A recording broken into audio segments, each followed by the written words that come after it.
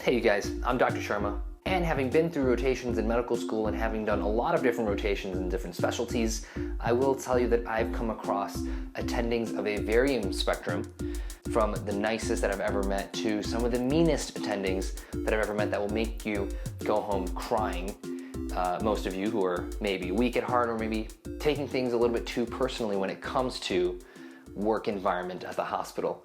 And this is going to be especially true when you start to come across your third and fourth year with medical rotations and having to deal with attendings. So I think it's really important to know how to deal with aggressive attendings and those who are just a little bit more on the mean side, because at the end of the day that can affect how you feel at work and can also affect how you perform. And therefore I'm going to give you 5 tips of advice in terms of how to really deal with these guys and move forward and still do well, okay? Number 1, do not get into an argument with an attending if you feel like you've got a differing opinion. These arguments are completely unnecessary, and it's not really going to help either one of you in that case, because some attendings are just not going to be willing to take any other opinion that they've already created or formulated after they've already heard yours, especially as a medical student, and unfortunately that's just the truth. Because at the end of the day, it's their name that goes on the patient's chart. At the end of it, they take full-on responsibility of what happens and the absolute outcome, and they do have more years of experience, even though maybe you've read something differently and just maybe thought, hey, I thought this research study recently showed blah, blah, blah.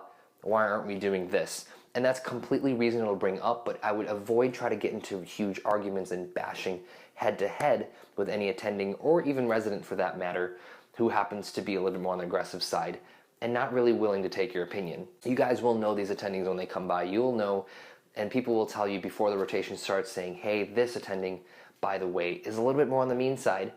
Don't take it too personally, but it's going to be hard to get your opinion across. That's going to be super important. Now, I'm not saying completely stay under the radar, because you're going to have to present patients, you're going to be presenting the facts and the daily changes, especially the nursing reports, vital signs and things that come up, and then your final opinion on the assessment and plan saying, this is what I think we should do. Definitely keep doing that, but try not to fight fire with fire is what I'm saying. That usually doesn't help things, and also in the case that you're completely wrong and you end up not stating the correct fact even though you were fighting for it, that even looks worse, and it'll look a little bit ignorant on your part to think, hey, I probably should have just listened to their opinion first, because at the end of the day they do have more experience. Now, if you think that something is wrong, and if you think that genuinely you guys are not sending the patient care in the right direction, and you think, hey, I really think we should sort of listen to this opinion or this factoid first. I looked at this research study and I think we should be treating the patient this way, or whatever the issue may be. Try to bring it up to your resident or some resident that you're going to be working under and talk to them and say, hey, I think we should be doing things differently. Again, it's going to be hard to bring this sorts of information up to that sort of particularly aggressive attending, that attending that is a little bit more malignant and maybe isn't as willing to take your opinion. It would kind of be unfortunate if you didn't have a resident above you and you're working directly with the attending. In that case, it's going to be very difficult to bring up that evidence. 3 is to remain confident with your decision and your medical decision when it comes to the assessment and plan, because even if you get rejected and you know that everything you bring up is going to get rejected by this particular attending, it shows that you're at least being resilient and that you can be extremely confident even under situations of a lot of pressure when you feel like everybody's sort of going against you. And by that I mean is still presenting the information confidently and being able to give the resident, the attending, and your patients, your entire care team, that amount of attention and eye contact that's going to be pretty difficult if you're a student who's maybe a little bit more nervous in those types of situations and not able to work under that sort of pressure. That's something that takes a little bit of practice. I have to admit, it's very hard at first, especially when you're starting off third year, going into a sub-I or a medicine rotation or surgical rotation, being able to maintain contact in that hierarchy with people who are above you, who have more experience than you, and at the end of the day make the final decision on what you say. But it's going to be important to really try to maintain that eye contact, not in sort of a mean way, but just in a way that says, hey, I'm here listening to you, I'm present, and here's the information that I'm presenting objectively, and this is my opinion on how we should treat the patient, even though you feel like you're going to get rejected. Moving forward from that, even if you are wrong, learn from your mistakes, nod your head and say, yes, that is the information that I did wrong. And you don't have to belabor that part. I think some students will say, oh my God, I'm so sorry that I got that information right. There's no need to apologize. You're a student. You presented your information, you got information somewhere, you don't need to say sorry. Sometimes that can be a little bit too redundant. It's not necessary because some people just know more information. They have more years of experience in front of you. So be confident, present your information, maintain that eye contact, and be present with the entire care team, even if you're working with a very mean or malignant attending. Number 4, don't take things personally. And that's extremely, it's easier said than done, to be honest, because I think a lot of us are expecting everybody to be happy and everybody to present information in a very easygoing way and to really be cognizant of each other's emotions, especially as a 3rd or 4th year medical student, to say, hey, I don't want this person to feel bad or anything.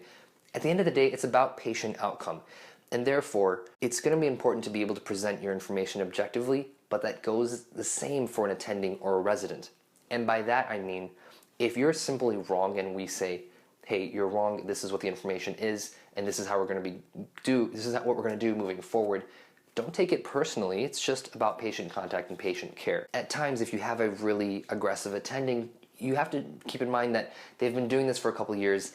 It may be the case that they may be displacing some anger or just a little bit burned out or tired or something like that. There's a lot of different variables on how people behave in the workforce, at work, in that sort of setting. And there actually has been a few studies on the subjective changes and how it changes patient outcome objectively.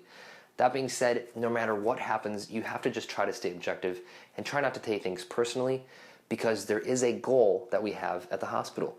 We have to do a certain amount of things in a certain amount of time, get tasks done, and working with the entire care team, such as nursing staffs and techs, in order to help our patient get the disposition and the treatment that they need in order to get discharged or admitted. At the end of the day, yeah, I mean, I'm sure we would all wish that we had an attending or resident to hold our hand during the entire rotation, but I have to admit that's not going to happen every time, and in fact, that won't happen most of the time. So try to be able to not take things to heart and try to become a little bit more resilient and stay confident during the entire time.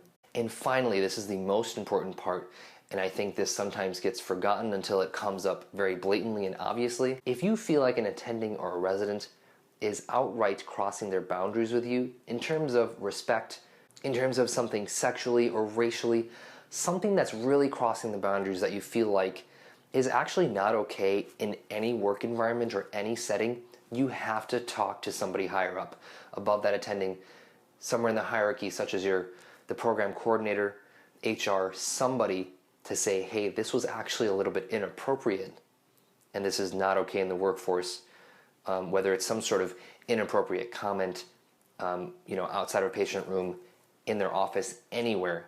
These sorts of things that come up have to be talked to somebody higher up than the attending. If you feel like you're more comfortable talking to your resident first about it, that's fine, but every resident is trained to say if something like that were to come up, either with them or a medical student or anybody in the staff or in the healthcare team, that's something that it cannot be overlooked, and that's not something you should keep your head down about, but something that you should bring up to somebody higher up. You don't necessarily have to bring it up to that attending directly. You should be bringing it up to somebody higher than them to say, yo, they did not make an appropriate comment. I don't feel comfortable, something racially. It really doesn't matter what it is. It's something that you were extremely offended by, and that's something that you would want to bring up. And I know you're thinking, wow, is that something that's sometimes overlooked? And you'd be surprised. Actually, yes. Some people do get away with that, saying that they're just really kind of disrespectful to the degree that it's kind of overstepping some boundaries socially. And I think that sometimes as a medical student or a resident, you sort of forget those types of respectful things. You sort of forget that level of social awareness that should be present in the workforce, in the workplace, because you're probably just working so much and you sort of forget it, and you're already so used to maybe being bogged down by an aggressive attending's mannerisms and comments that you forget to think, oh my gosh, that was actually inappropriate. I'm going to have to bring this up to somebody else. That being said, I hope you guys have an incredible rotation experience, no matter what rotation or specialty that you're in, and that you get to work with some attendings that do respect you and that you can really work with in order to help patient outcome. Because at the end of the day, that's the most important thing, is taking care of your patient adequately. Please like and subscribe for more videos. Comment and compliment below and let me know how I'm doing and if there's anything else that you'd like me to talk about. And as always, good luck.